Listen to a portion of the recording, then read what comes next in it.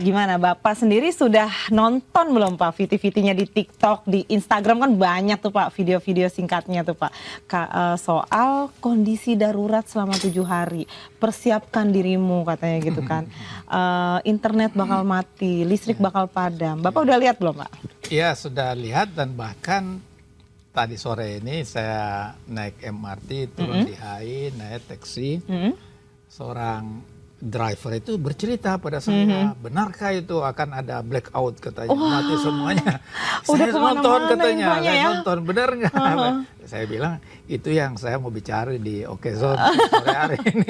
Jadi tadi Bapak perjalanan ke sini, Iya. ternyata driver taksinya juga percaya. Percaya, dia nonton katanya. Nonton juga. Nonton. Jadi memang ini sudah. Bapak lihat ini fenomena apa sih Pak? Sebenarnya ini gini, ini akibat kehidupan dunia yang tidak nyaman ya. Tidak nyaman. Tidak nyaman dan itu membuat orang takut. Oke. Iya. Ini satu orang yang membuat dunia kacau ini, ketakutan. Tidak nyamannya tuh dalam sisi apa tuh Pak? Sisi segalanya. Ekonomi. Sisi segalanya. Kalau orang tidak nyaman secara keamanan ya, itu kemudian akan berembet kepada ekonomi, kemudian berembet kepada perasaan orang, perasaan takut ya. Orang kan ingin secure ya, ingin nyaman, ingin damai. Padahal sekarang kita saksikan ini belum selesai Rusia dengan kondisi geopolitik ya Pak. Orang muncul lagi Iran sama Amerika. Terus ini Trump dia culik ini Madura gitu, Maduro. Itu di Venezuela dan bahkan suami istri diculik dan kita lihat itu dia masuk penjara, kasihan sekali seorang ini presiden semua. Nah kemudian itu dia mau ambil lagi ini apa Greenland itu itu membuat ini dunia barat itu di NATO itu yang tadinya bersama-sama dengan Amerika itu kemudian pecah gara-gara ada yang mendukung Denmark itu ada yang memilih diam. Jadi nah yang paling seru ini Trump udah mengerahkan pasukan angkatan laut, kemudian pesawat tempur, segalanya di Timur Tengah itu dan membuat orang semakin ketakutan. Bagaimana nggak takut? Kalau sampai ini Selat Hormuz di blokade, maka itu 30% minyak dunia yang lewat di situ akan stop. Kemudian LNG 20% lewat dari situ. Maka kalau itu terjadi, maka bisa terjadi blackout di seluruh dunia. Nah, kira-kira itu ininya. Kondisi geopolitik dunia itu ikut mempengaruhi psikologis masyarakat ya Pak. Karena memang faktanya dunia sedang nggak baik-baik aja. Oh iya betul. Tapi selain itu sebenarnya sudah terjadi blackout di berbagai negara, tempat. beberapa Misalnya negara di Ukraina itu. Ukraina itu dengan dibom ininya apa instalasi listriknya itu sudah kegelapan di sana mereka. Sama juga dengan ini dengan Amerika sekarang tengah mengalami badai ya yang luar biasa gitu ya.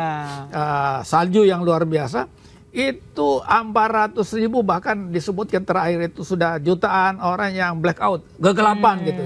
Jadi ada faktor alam yang membuat bisa terjadi blackout, tapi ada juga akibat ulah manusia. Perang itu. Jadi ini orang melihat keadaan dunia ini dengan keadaan yang pesimis sekali.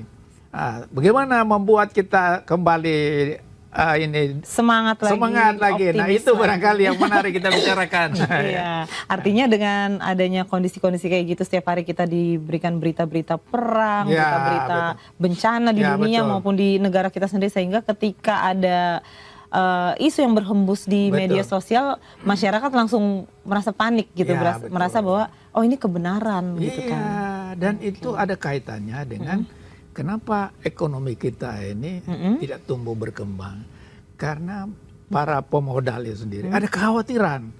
Jangan-jangan dia investasi sini, itu listriknya pada mati semuanya, segalanya ini hingga tidak bisa hasil produk mereka dia jual ke dalam negeri, ke luar negeri. Jadi ada pengaruh psikologis.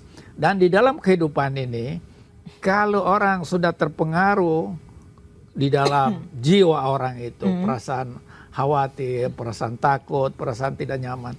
Itu membuat akhirnya mempengaruhi kehidupan sosial, mempengaruhi kehidupan ekonomi, mempengaruhi segalanya itu sendiri. Nah, ini barangkali keadaan yang tengah kita hadapi. Selain ya banyak pengangguran, banyak kemiskinan, selain semuanya itu hal-hal yang tapi ini yang mempengaruhi kehidupan masyarakat kita. Jadi kalau ada berita misalnya akan ada blackout itu sendiri, kemudian orang percaya. Kemudian dikaitkanlah dengan peristiwa-peristiwa yang terjadi di berbagai penjuru dunia, yang kalau kita kaitkan, kita kaji, ada kemungkinan itu terjadi gitu. Walaupun nih berita yang sudah menyebar lewat sosmed ini sebenarnya belum ada konfirmasi resmi dari pemerintah, Pak. Tapi masyarakat udah terlanjur percaya karena melihat kondisi geopolitik saat ini. Nah, betul. Menurut Bapak pemerintah harusnya gimana sih, Pak? Kenapa berita yang menyebar atau viral duluan di sosmed justru lebih cepat dipercaya oleh masyarakat? Jadi ada masalah trust. Ini trust itu ada kepercayaan yang makin lama makin berkurang pada pemerintah.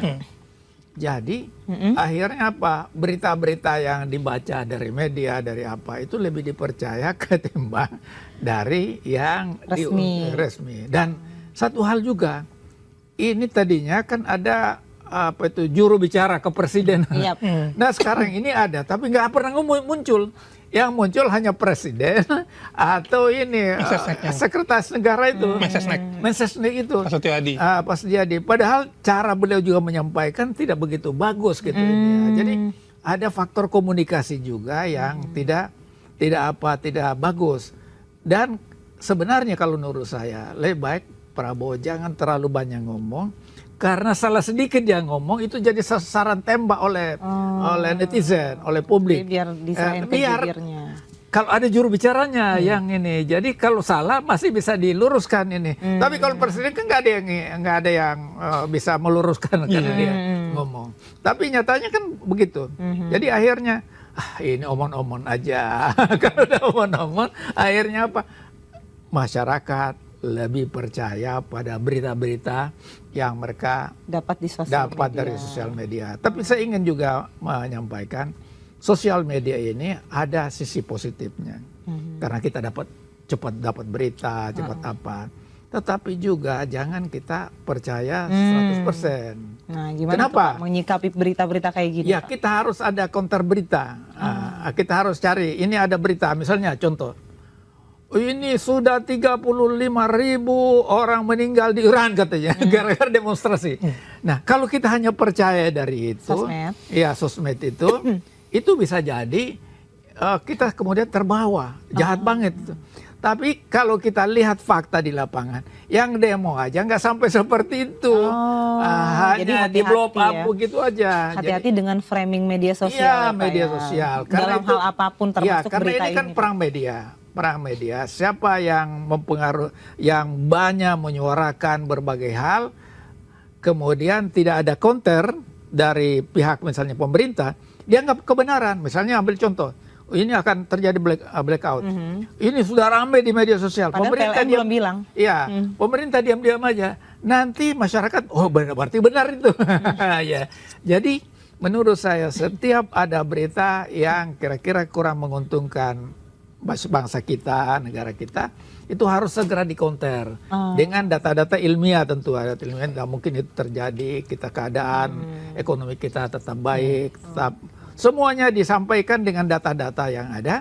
Dengan demikian masyarakat tidak terbawa kepada isu-isu yang kemudian akhirnya dia lebih percaya dari pemerintah. Nah itu bahaya kalau pemerintah udah nggak dipercaya gitu. Dia lebih percaya dari sosmed. Iya, sosmed itu sendiri. Karena pemerintah lambat menanggapi apa yang sudah ramai di sosmed gitu. Ya, sebenarnya bukan lambat, itu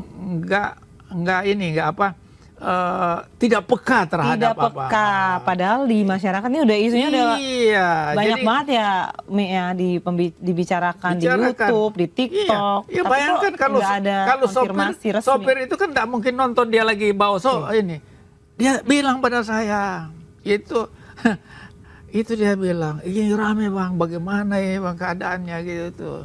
Ya tentu saya akan menenangkan bahwa tergantung kekuatan kita di dalam negeri. Jadi di dalam negeri itu kita harus membangun optimisme. Betul. Nah sekarang ini optimisme lagi merosot ini. Masalahnya Karena banyak omong-omong. nggak ditumbuhkan. Nggak ditumbuhkan. Jadi saya bilang, justru saya bukan orang pemerintah, terus menyemangati rakyat. Kita harus bersemangat, kita harus yakin, kita ada masa depan yang baik, ekonomi kita tumbuh dan sebagainya. Ya. Justru saya bukan orang pemerintah yang ngomong begitu, seharusnya orang pemerintah. Betul. Nah, tapi orang pemerintah itu para menteri kan takut. Jangan-jangan saya salah ngomong saya diresapel. Nanti ini lagi bias lagi ya. Bias Kan? Biasanya lagi. Jadi, kan komunikasinya suka. Iya, jadi kalau kita kan nggak ada yang pecat, Iya. nggak ada yang pecat, kita ngomong aja apa adanya. Tapi pas sebelumnya Pak, Kementerian Komunikasi dan Digital itu sudah memastikan bahwa yang 7 hari itu blackout itu hoax Pak. Karena PLN sudah memastikan sistem kelistrikan nasional khususnya Jawa Bali dalam kondisi aman. Dan beroperasi normal dengan cadangan daya yang lebih dari cukup. Sebenarnya udah dibantah sih sama pemerintah bahwa 7 hari blackout yang digaung-gaungkan Dharma Porenkun itu tidak ada dasar itunya, faktanya. Sebelumnya. Ya, tapi kemudian berita itu tidak seperti medsos. Iya, karena semua berupa postingan aja Pak. Iya, postingan. Jadi seharusnya kalau begitu pemerintah itu juga harus mempunyai orang-orang yang kemudian memberitakan secara masif.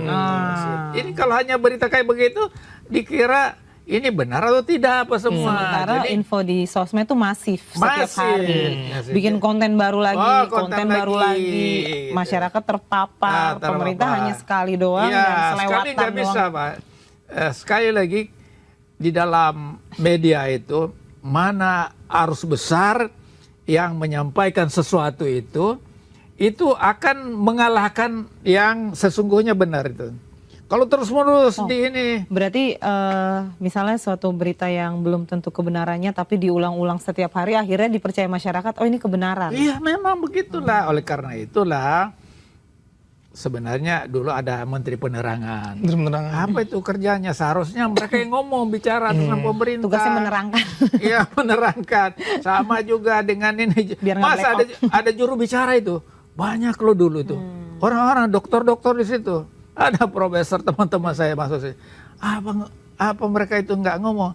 Katanya kita kalau nggak ada perintah ngomong kita nggak bisa ngomong katanya. Saya bilang ya susah lah begitu Pak. Susah. Yang penting itu garisnya ini pemerintah begini. Sampaikanlah berimprovisasi.